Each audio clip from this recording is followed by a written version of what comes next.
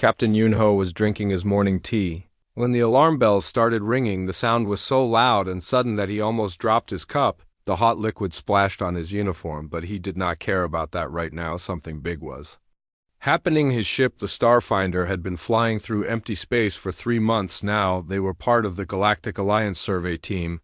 Their job was simple but boring. They had to make maps of the empty areas between star systems. Most of the time they found nothing but rocks and old space dust, but today was different. The main screen in front of him was flashing red numbers and strange symbols. His crew was running around the bridge checking computers and shouting reports. The noise was getting louder. By the second commander, Sora ran up to him. Her blue skin was darker than usual, which meant she was excited or scared. She had 4 arms, and right now all of them were moving as she worked on her tablet. She was the smartest person on the ship, and if she looked worried, then something was really wrong. "Captain, we have a problem," she said. Her voice was shaking a little. "We found something in the void sector, something really big." The void sector was a place where no one was supposed to go. It was the empty space at the edge of their galaxy where nothing lived. The Alliance had rules about staying away from there. Stories said that bad things happened to ships that went too far into the darkness. "Show me what you found." Yunho Seitsora pressed some buttons and the main screen changed. Now it showed a picture of space, but there was something in the middle of it, something that should not be there. It looked like a ship, but it was huge, much bigger than anything Yunho had ever seen. The ship was black, like the space around it, but it had lights on it. Red and blue lights that blinked in patterns. The hull was covered in marks that looked like battle scars. There were holes in some places that had been fixed with metal patches. It looked like this ship had been in many fights. "How big is it?" Yunho Asketsora looked at her numbers. 3 times bigger than our entire fleet," she said. "Maybe bigger. The computers are having trouble measuring it exactly." Young Jae-min was sitting at the communications station. He was the newest member of the crew, and this was his first real mission. His hands were shaking as he worked on his equipment. "Captain," he called out, "I am getting signals from that ship." "What kind of signals?" Jae-min looked confused. "It's trying to talk to us, but the language is really old. The computer says it might be something called human, but that cannot be right. Humans disappeared 10,000 years ago." Everyone knows that the bridge went quiet. Everyone stopped what they were doing and looked at the screen. Humans were like stories that parents told their children. Some people said they were real, some people said they were just made up, but everyone agreed on one thing: if humans had been real, they were gone now. Yunho felt a cold feeling in his stomach. He had heard the old stories about humans. They were supposed to be warriors who fought everyone and everything. They were strong and fast and never gave up fighting. The stories said they had ships that could destroy planets and weapons that could crack moons, but those were just stories, right? The ship on the screen did not look like any design he knew. The Alliance had ships from hundreds of different species, but this was something else. It had angles that seemed wrong and weapons that looked angry. Even sitting still in space, it looked dangerous. "Captain," Sora said quietly, "look at the energy readings." Yunho looked at the numbers and his eyes went wide. The ship was using more power than a small space station. Everything on it was working. The engines were running, the weapons were charged, the shields were up. This was not an old dead ship floating in space. This was a warship that was ready to fight, and it was pointing its guns at them. All of the weapon ports on the strange ship were turning to face the Starfinder. Dozens of them, big ones and small ones, gun barrels that looked like they could shoot holes through asteroids, energy weapons that glowed with dangerous light. The ship was getting ready to attack. "Everyone get ready to run," Yunho shouted. But before anyone could move, something strange happened. The weapons stopped moving. They were still pointing at the Starfinder, but they were not getting ready to fire anymore. Instead, new lights appeared on the hull of the big ship. These lights were different. They were white, and they blinked in a pattern that looked like a message. Jae-min was working fast on his computer. "Captain, I think they want to talk. The signals are getting stronger. They are not trying to shoot us anymore." "What are they saying?" Jae-min listened to his equipment for a long time. His face was getting more confused every second. The computer translated some of it. "It says, state your business in our war zone." War zone. Yunho looked around at the empty space. There was nothing here but rocks and dust. What war could be happening in a place like this? Ora was checking her long-range sensors. "Captain, I am not Finding any other ships out there. If there is a war happening, where are the enemies? That was a good question. The big black ship was acting like it was in the middle of a battle, but there was nothing else around. Maybe the crew was crazy. Maybe they had been alone in space for so long that they forgot what was real, but the ship was too well maintained for that. Everything was working perfectly. The hull was damaged, but it had been repaired many times. This was not the ship of crazy people. This was a military vessel that was taking care of itself. Captain, what should we do? Sora asked. Junho thought about it. They could run away right now. Their ship was fast, and the big ship had not tried to chase them yet, but this might be the most important discovery in galactic history. If there really were humans still alive out there, the Alliance needed to know about it also. The ship had asked them a question. It would be rude not to answer. Send a message back, he said. Tell them we are explorers from the Galactic Alliance. We mean no harm. We just want to talk to them. And sent the message, and they waited. The seconds felt like hours. The big ship just sat there in space like a sleeping monster. Finally, new signals came through. The voice that answered was female and tired but strong. She spoke in the old human language, but the computers could translate most of it. She said, I am Commander Hyjin of the Earthship Iron Volf. You are not human, but you do not look like our enemies either. Why are you here? Eunho felt his heart beating fast. This was really happening. They had found real humans who had been lost for 10,000 years. This was going to change everything the galaxy knew about history. We came here by accident, he sent back. We were making maps of empty space. We did not know anyone was here. We thought all humans were gone. There was a long pause. Then the commander laughed, but it was not a happy sound. Most of us are gone, she said. We are what is left. We have been here for a very long time, keeping watch for what? Yunho asked. The answer made everyone on the bridge feel cold. For the things that want to eat your galaxy, she said. Captain Yunho stared at the screen with his mouth open. Commander Hyjin had just told him that something wanted to eat their galaxy, and he did not know what to think. His crew was looking at him, waiting for orders, but his mind was blank. What do you mean something wants to eat our galaxy? He finally asked. The human commander appeared on their main screen for the first time. She looked tired, like someone who had not slept well in years. Her hair was black with silver streaks, and her uniform was old but clean. She had scars on her face that told stories of many battles behind her. Yunho could see the bridge of the human ship. It was dark and full of strange machines. Lights blinked everywhere, and screens showed numbers and maps. He did not understand. Other humans were working at different stations. They moved with purpose, like soldiers who had been fighting for a very long time. Commander Hyjin looked directly at him through the screen. You really do not know, do you? She said. Your people have been living in peace while we have been fighting to keep you safe. Sora stepped forward. Captain, with your permission, I would like to ask some questions. Shinho nodded. Go ahead. Sora faced the screen. Commander Hyjin, our records say that humans disappeared 10,000 years ago. What happened to your people? The human woman smiled, but it was a sad smile.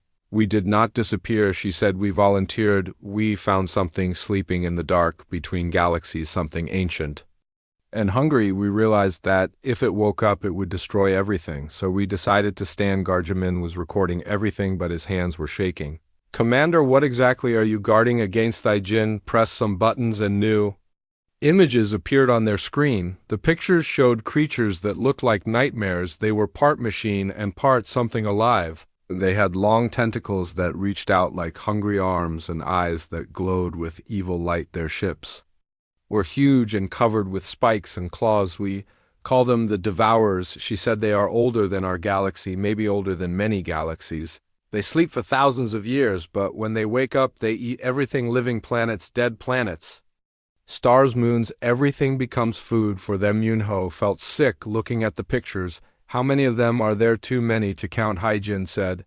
But they have been sleeping for 10,000 years. We have been keeping them that way by feeding them small amounts of energy. It keeps them quiet, but it will not work forever. Why did humans take this job alone? Sora asked. Why did you not ask for help? Because no one would have believed us, the commander said, and because by the time we found them, it was too late to get help. We had to act fast, so a human ship in the galaxy came together. We made a choice. We would protect everyone else, even if it meant we could never go home. The bridge of the Starfinder was completely quiet. Everyone was trying to understand what they had just learned. An entire species had sacrificed themselves to protect the galaxy, and no one had known about it for 10,000 years. How many human ships are left? Yunho asked. Quiet Lai Haijin looked down at her hands. Just us. The Iron Wolf is the last human ship still fighting. All the others were destroyed or lost over the centuries. How many crew do you have? 500, she said. We started with 10,000, but this is a long war and wars cost lives. Yunho realized that he was looking at the last humans in the galaxy, 500 people who had been born on a warship, who had lived their entire lives fighting monsters to protect strangers. They had never seen their home planet, they had never known peace. But why are you telling us this now? Sora asked. Because something is changing, Haijin said. The Devourers are stirring, they are starting to wake up after 10,000 years of sleep. Our sensors show movement in the deep dark. They can sense that the galaxy is full of life again, and they are getting hungry. What does that mean for us? Jamin asked. It means the war is about to begin again, the commander said. But this time we cannot fight it alone. We are too few, and they are too many. We need the galaxy to know the truth. We need everyone to get ready. Yunho made a decision that would change everything. Commander Haijin, I want to bring some of my crew over to your ship. I want to see what you have been doing for 10,000 years. I want to understand. The human woman looked surprised. No one has visited the Iron Wolf in centuries. Are you sure you want to come aboard? We are a warship, not a passenger ship. We are sure, Yunho said. This is the most important discovery in galactic history. We need to learn everything we can. Ijin nodded slowly. Very well, you may come aboard. But be warned, what you see might change how you think about everything. You will see the cost of keeping the galaxy safe. 2 hours later, Yunho, Sora, and Jamin were in a small shuttle flying toward the Iron Wolf. As they got closer, the human ship looked even more impressive and frightening. The hull was covered in weapons that looked like they could destroy planets. The armor was thick and scarred from countless battles. The shuttle bay was huge and dark. When they landed, human soldiers were waiting for them.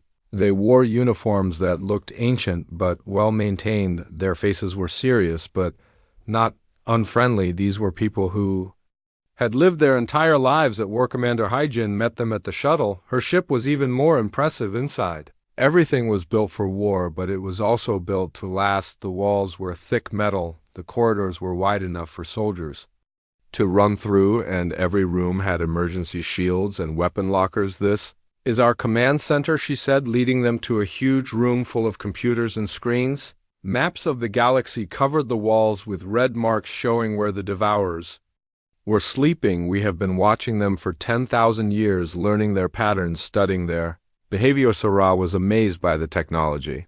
Some of these machines are more advanced than anything we have in the Alliance. We have had a long time to improve them. Haijin said, every battle teaches us something new about our enemies. We take their technology when we can, and we make our own weapons better. She showed them rooms full of weapons that looked like they belonged in museums, but still worked perfectly. She showed them the living quarters where families had been born and raised for hundreds of generations. She showed them the memorial hall where the names of every human who had died in the war were written on black stone. Walls there were so many names. This is what sacrifice looks like, she told them when she saw their faces. Every person on those walls died so that your people could live in peace. They never asked for thanks. They never expected to be remembered. They just did their duty. At the end of the tour, she brought them to the observation deck where they could look out at the stars. The view was beautiful, but also lonely. They were so far from home, so far from everything they knew. Commander, why are you showing us all this? Yunho asked. Because the war is about to start again and we cannot win it alone, she said. We need the galaxy to wake up. We need every species, every ship, every weapon pointed at the same enemy. The Devourers are coming, and when they arrive, they will be hungry. As if her words had summoned them, alarms started ringing throughout the ship. Red lights flashed, and the crew ran to battle stations. Haijin grabbed a communication device and listened to the reports. Her face went pale. What is it, Sora? Jin looked at them with fear in her eyes. The deep space sensors are picking up movement, she said. The Devourers are waking up. After 10,000 years, they are finally stirring through the windows. They could see distant lights beginning to move in the darkness. Things that had been sleeping among dead stars were opening their eyes. The ancient enemy was awakening, and they were hungry. The real war was about to begin. The alarms on the Iron Vault were so loud that Yunho had to cover his ears. Red lights flashed everywhere, and the human crew ran through the corridors like they had practiced this moment. Their entire lives, Commander Haijin was shouting orders in the old human language while her officers worked at their stations with deadly focus. "What is happening?" Yunho asked, but his voice was lost in the noise. Zora grabbed his arm and pointed at the main screen. The view of space outside had changed. Instead of empty darkness, there were lights moving in the distance. Huge shapes were turning and shifting like sleeping giants waking up from a very long dream. Jamin was trying to use his equipment to understand what they were seeing. "Captain, I'm getting energy readings from all over this sector. Things are powering up out there. Big things, Commander." Haijin finished giving her orders and turned to them. Her face was serious but calm, like someone who had been expecting this moment for years. "The deep space sensors have confirmed it," she said. "The Devourers are finally waking upon." The screen of view changed to show what the sensors were detecting. The images made everyone feel cold and scared. The Devourers did not look like normal spaceships. They looked like living things covered in metal. Their hulls moved like breathing, and their weapons looked like claws and teeth. "How big are they, Sarah?" "As some are as big as moons," Haijin said. "Others are bigger. We have been watching them sleep for 10,000 years, but we have never seen a full fleet awake before." The numbers on the screens kept growing. More and more energy signatures appeared as ancient machines came back to life. The Devourers had been scattered across thousands of light years, but now they were all waking up at the same time. Lieutenant Teho ran up to the commander. He was young, maybe 20 years old, and this was the first time he had seen the enemy awake. "Commander, the count is up to 15,000 ships, and still growing." 15,000. Yunho felt sick. The entire Galactic Alliance fleet had maybe 3,000 ships, and most of those were science vessels and cargo haulers, not warships. "It gets worse," Haijin said. "Each Devourer ship can create smaller ships from the materials it consumes. When they start feeding, the numbers will grow very fast." "Why are they waking up now?" Jamin asked. "What changed?" Haijin walked over to a display showing the galaxy. The map was covered in green dots that represented living worlds. "There are more inhabited planets now than there were 10,000 years ago," she said. "More people, more energy, more life. The Devourers can sense it. They are getting hungry, and the small amounts of energy we have been feeding them are not enough." The view screen changed again. Now it showed one of the Devourer ships up close. It was horrible to look at. The hull was covered in spikes and tentacles that moved on their own. Eyes that glowed red were scattered all over its surface, and its weapons looked like hungry mouths. "That one is called a harvester," Haijin said. "It specializes in consuming planets. It extends feeding tubes down to the surface and drains all the energy from every living thing. Then it breaks the planet apart and uses the materials to build more ships." "How do you fight something like that?" Sora asked. "Very carefully," the commander said. "And with a lot of help. We have been studying them for 10,000 years. We know their weak points. We know how they think and how they move, but knowledge is not enough anymore. We need ships and weapons and warriors." As if the universe wanted to prove her point, more alarms started ringing. A new voice came over the communication system, speaking in rapid human language. Teho translated for the visitors. "The scouts are reporting that the Devourers are starting to move toward inhabited systems. They are heading for the outer rim worlds where the defenses are weak." Haijin cursed in the old human language. "How long do we have?" "Maybe 6 hours before they reach the first colonies." Teho said. "The farming worlds do not have any military ships. They will not be able to defend themselves." 6 hours. Yunho realized what this meant. In 6 hours, innocent people were going to die unless someone warned them. "Captain, I need to contact my ship. We have to send a message to the Alliance." But when he tried to use his communication device, nothing happened. Sora and Jamin had the same problem. Their equipment was not working. "The Devourers jam all communications when they wake up," Haijin explained. "It is one of their first tactics. They want to prevent their prey from calling for help. Your people will not know what is coming until it is too late. Then we have to go back." Yunho said. "We have to warn them ourselves." The commander shook her head. "Your ship is fast, but not fast enough. The Devourers will reach the colonies before you can get there and send a warning. So what do we do?" Sora asked. "Do we just let those people?" Haijin walked over to another control panel and pressed several buttons. The lights on the bridge changed from red to blue and the alarm sounds became deeper. We do what humans have always done. She said, "We fight." The Iron Wolf began to move for the first time in decades. The massive engines came to life with a sound like thunder. The ship turned toward the advancing Devourer fleet like a warrior facing an army, but Commander Tejo said, "We are just one ship. They have thousands. One ship with 10,000 years of experience fighting these monsters," Hyjin said. "One ship with weapons they have never seen before. One ship with a crew that knows exactly what will happen to the galaxy. If we fail," she turned to the visitors from the Alliance, "you wanted to understand what we have been doing here," she said. "Now you will see it. We are going to buy time for your people to escape and prepare. We are going to hurt the Devourers badly. Enough that they will remember why they should fear humans." The Iron Wolf flew toward the enemy fleet at incredible speed.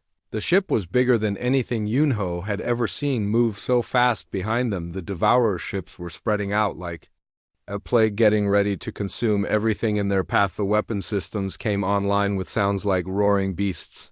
Ancient human technology that had been waiting for this moment began to power up. Energy levels on the ship climbed higher and higher until the walls themselves seemed to vibrate with barely controlled power. On the main screen, they could see the first Devourer ship getting closer. It was huge and terrible, covered in spikes and moving parts that looked alive. Its weapons were charging up with red light, getting ready to fight. The Jin sat in the captain chair and spoke to her crew in a voice that was calm and strong.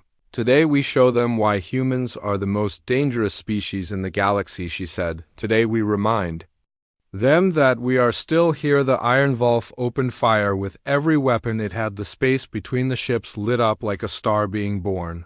Ancient human weapons that had been perfected over 10,000 years of war struck the Devourer ship with devastating force, but the enemy fired back with weapons that could crack planets.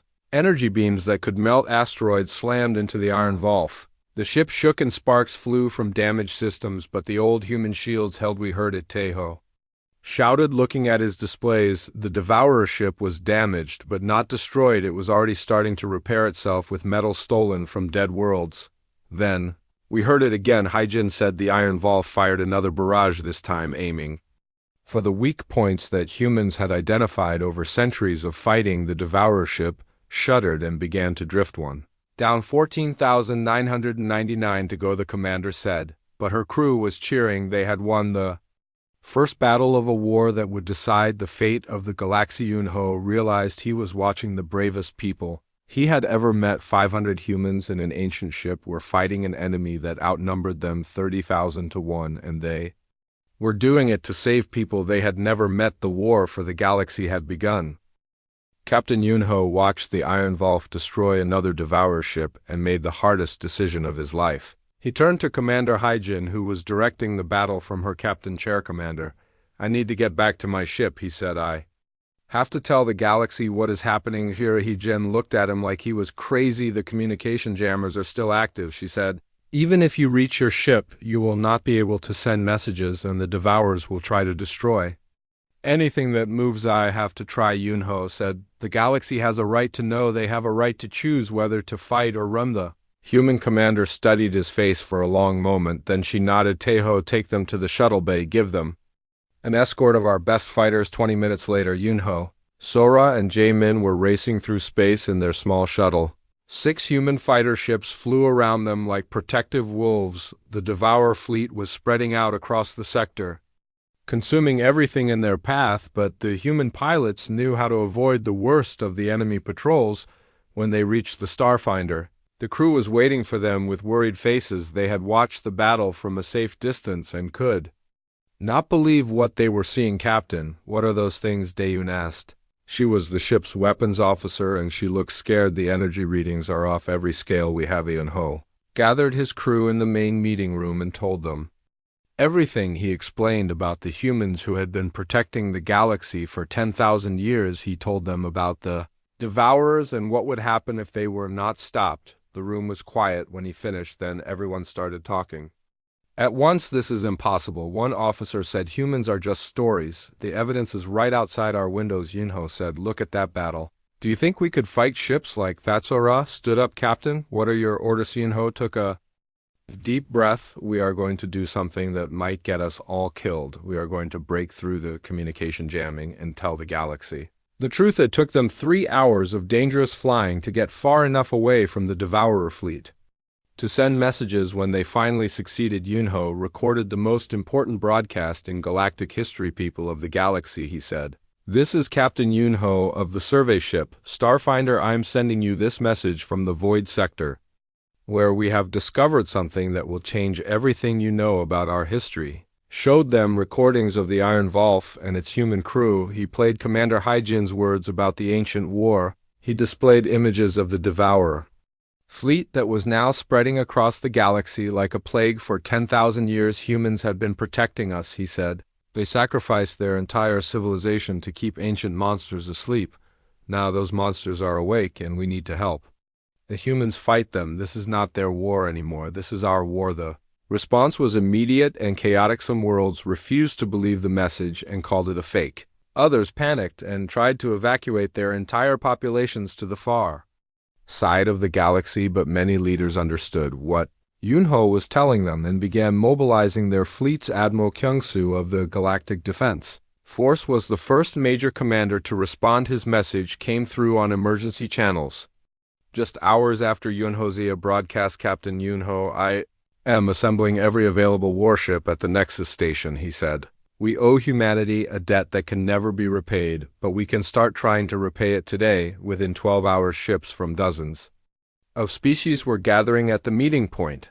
The Alliance had never assembled such a large fleet before. Warships, cargo vessels, converted civilian ships, anything that could carry weapons or shields was being pressed into service. But even as the galaxy mobilized, bad news kept coming in. The Devourers had reached the outer rim colonies. 3 farming worlds had already gone dark. Their populations of millions had been consumed in a matter of hours. The enemy was moving faster than anyone had expected. Yunho was on the bridge of the Starfinder helping coordinate the fleet when a priority message came through.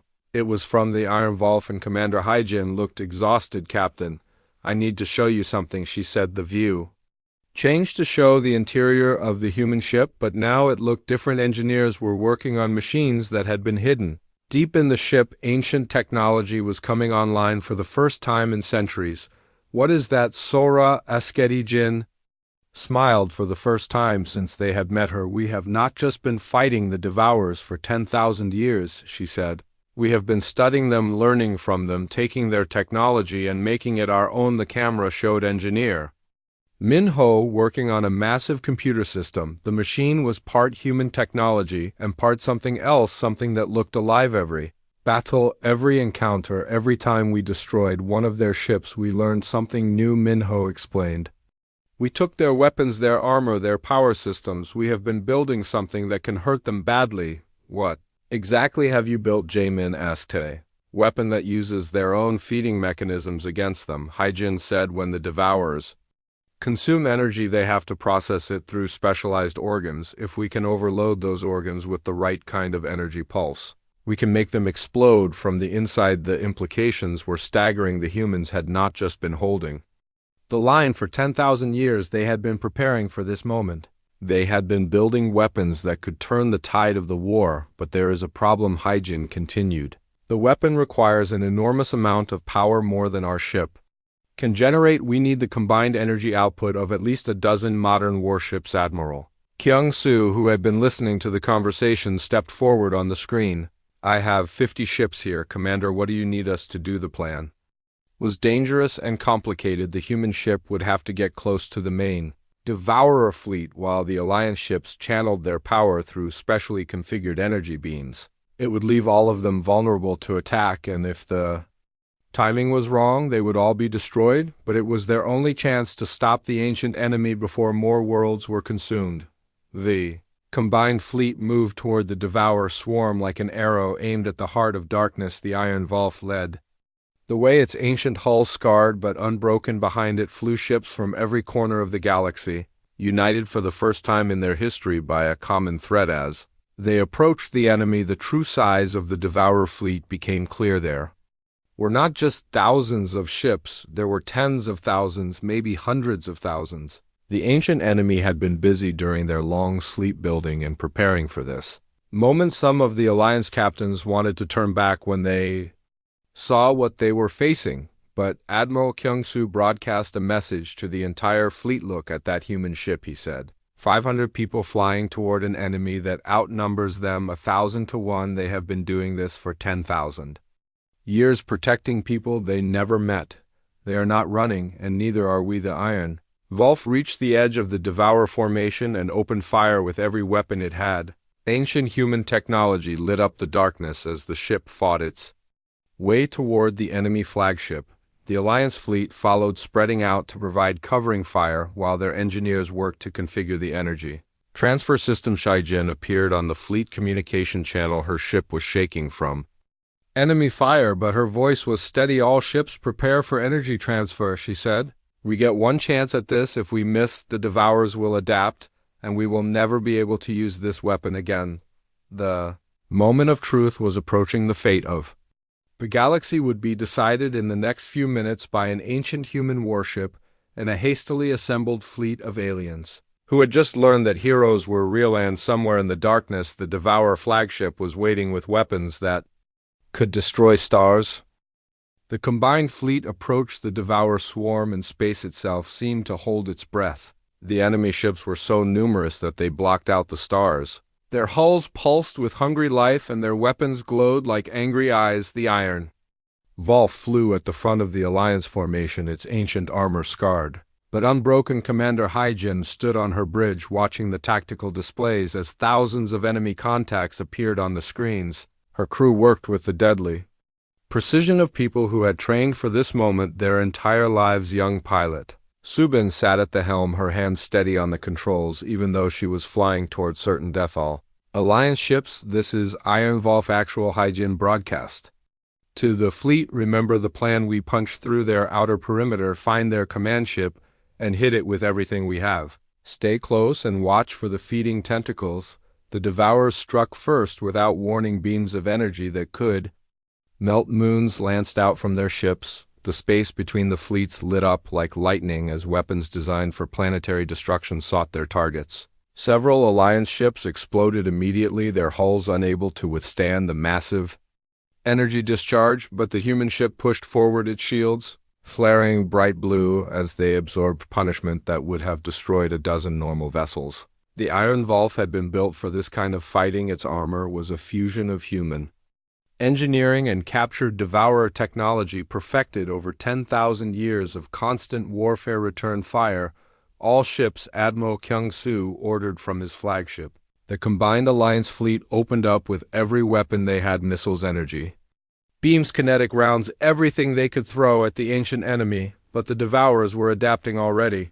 Their ships began absorbing the energy weapons and converting them into fuel for their own systems. Only the physical projectiles seemed to do any real damage. Switch to kinetic weapons. Only Haijin shouted over the communications channel, "Energy weapons, just make them stronger. Hit them with metal and explosives." The Iron Wolf demonstrated what she meant. Ancient human railguns that had been silent for decades roared back to life. Solid metal projectiles accelerated to incredible speeds punched through Devourer hulls like paper. The enemy ship shuddered and began bleeding atmosphere and strange fluids. Gunner Wu Jin had been waiting his whole life for this moment. His great-grandfather had fired these same weapons in the early days of the war, and now it was his turn to carry on the family tradition. Target their feeding organs, he called out. Those glowing spots on their hulls, that is, where they process the energy they steal. The battle became a deadly dance. The smaller Alliance ships darted between the massive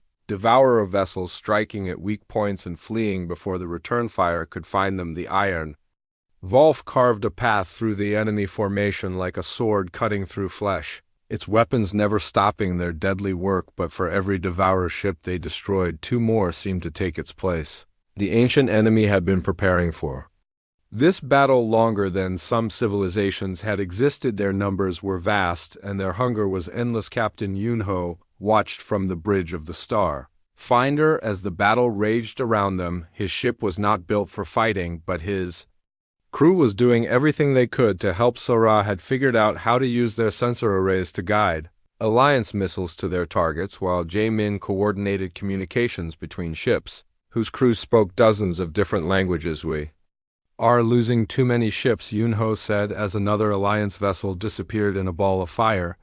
But hurting them too, Sora replied. Look at the tactical display. The Devour formation is beginning to break up. They did not expect this level of resistance. She was right. The ancient enemy had been asleep for 10,000 years. They remembered humans as a minor annoyance, not as warriors who could adapt and learn and build weapons that could hurt them. The Alliance fleet was smaller, but it was fighting smart using tactics that the humans had developed over centuries of warfare. The Iron Wolf pushed deeper into the enemy formation, taking incredible damage but refusing to stop. Sections of its hull were torn open and fires burned in several compartments, but the ship kept fighting. Its ancient engines pushed it forward toward the massive shape at the center of the Devourer fleet. There, Commander Haijin pointed at the main screen. The enemy flagship, the Devourer command ship, was bigger than a small moon. Its hull was covered in weapons and feeding tentacles that reached out like hungry fingers. Smaller ships orbited around it like parasites, feeding off its massive energy output. This was the brain of the enemy fleet, the intelligence that controlled their devastating attacks. If we can destroy that ship, the rest of the fleet will lose coordination, Haijin said. But we need to get close enough to use the new weapon. The Iron Wolf accelerated toward the enemy flagship, followed by the surviving Alliance ships. The Devoured defenses were incredible. Walls of energy fire and swarms of smaller attack craft tried to stop them. Many Alliance ships were destroyed in those final moments, their crews dying to protect a galaxy they would never see again. Engineer Minho was working frantically on the special weapon they had built from captured Devour technology. The device was powering up, but it needed more energy than the human ship could provide alone. All ships, channel your power to the Iron Wolf. Admiral Kyungsu ordered. The remaining Alliance vessels began transferring their energy through modified communication arrays. The human ship glowed brighter and brighter as power flowed into its experimental weapon, but the Devourer flagship had noticed their approach. Its main weapons began turning toward the Iron Wolf. Energy beams that could crack planets prepared to fire. The ancient enemy was not going to let them get close enough to use their new weapon. Evasive maneuvers, Subin shouted. The Iron Wolf twisted and turned like a living thing, avoiding the massive energy beams by mere meters. Its hull sparked and smoked from near misses, but the young pilot kept them moving. Then disaster struck. A lucky shot from the enemy flagship punched through the Iron Wolf rear shields. The explosion tore a massive hole in the engine section, and the ship began to slow down. Without full power, they would never reach their target in time. We are losing speed, Minho reported. Power is dropping. We cannot maintain the weapon charge much longer. Heejin looked at her crew. They had all known this moment would come, the moment when they would have to choose between their lives and the safety of the galaxy. It was the choice that humans had been making for 10,000 years. All Alliance ships. This is Commander Haijin of the Iron Wolf, she broadcast to the fleet. We are going to ram the enemy flagship. Our weapon will detonate on impact. Get clear of the blast zone. The bridge went quiet as her words sank in. They were going to die, but their sacrifice would cripple the enemy fleet and give the galaxy a chance to survive. Captain Yunho appeared on their communication screen. Commander, there has to be another way. There is no other way, she replied. The weapon only works at close range, and our engines are damaged. We cannot escape after we fire. This is what we came here to do. The Iron Wolf limped toward the massive enemy flagship, its hull burning but its spirit unbroken. The surviving Alliance ships formed a protective ring around it, providing covering fire as the human vessel made its final approach. In the last moments before impact, Engineer Minho activated the weapon. The device that combined human engineering with Devour technology began to overload, feeding on the energy of both fleets. The Iron Wolf glowed like a star as 10,000 years of preparation reached its climax.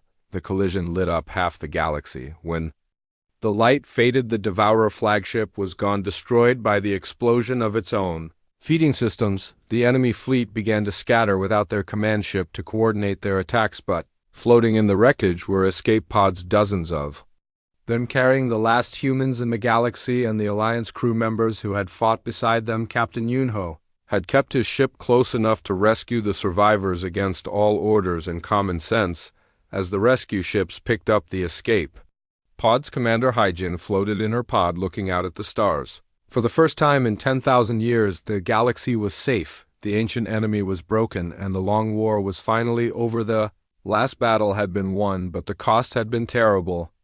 The Iron Wolf was gone along with dozens of Alliance ships and thousands of brave souls. But their sacrifice had saved trillions of lives and given the galaxy a future. In the days that followed, the survivors would be hailed as heroes. The story of the humans who stood guard in the darkness would be told for generations. But right now, floating in the wreckage of the greatest battle in galactic history, they were just tired warriors who wanted to go. The war was over at last. The escape pods drifted in space like scattered seeds. Floating on a cosmic wind, Commander Hyjin pressed her face against the small window of her pod and watched the debris field that had once been the greatest battle in galactic history. The Iron Wolf was gone, destroyed in the collision with the Devourer flagship, but its sacrifice had broken the enemy fleet around her. Dozens of other pods carried the survivors. Both human and alien. Captain Yunho had defied every military regulation by staying close enough to rescue them. His ship, the Starfinder, was now picking up pods as fast as they could manage. But even as the rescue operation continued, something was wrong. The scattered Devourer ships were not retreating like they should have been. Instead, they were regrouping, forming new patterns in space without their command ship to guide them. Voice came through the emergency communication channel. Commander Hyjin, we have a problem. The enemy ships are adapting faster than we expected. They are learning to coordinate without their flagship. Through her pod window, Hyjin could see what Sora meant. The surviving Devourer vessels were linking together with energy beams, creating a new command network. They had lost their main ship, but they were not defeated. The ancient enemy was proving once again why they had survived for millions of years. Jamin broadcast from the Starfinder. Captain, we are getting reports from across the galaxy. The Devourers that attacked the Rim colonies are also regrouping. They are heading toward the core worlds where most of our population lives. The truth hit everyone at the same time like a cold wave. The battle had not ended the war, it had only bought them time. The Devourers were wounded but not destroyed, and now they were angry. In a few hours, they would reach the heavily populated worlds near the galactic center where billions of people live. Chief Science Officer Yunji had been studying the enemy movements from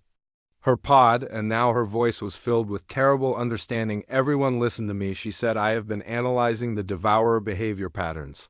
They are not just regrouping, they are preparing for a final feeding. What does that mean, Admiral? Kyung-soo asked from his damaged flagship. It means they are going to consume every living world in the galaxy in one massive feeding frenzy. Yunji said they will drain the energy from every planet, every star, every living thing, and use it to create millions of new ships. They are planning to devour our entire galaxy and then move on to the next one. The communication channels went silent as the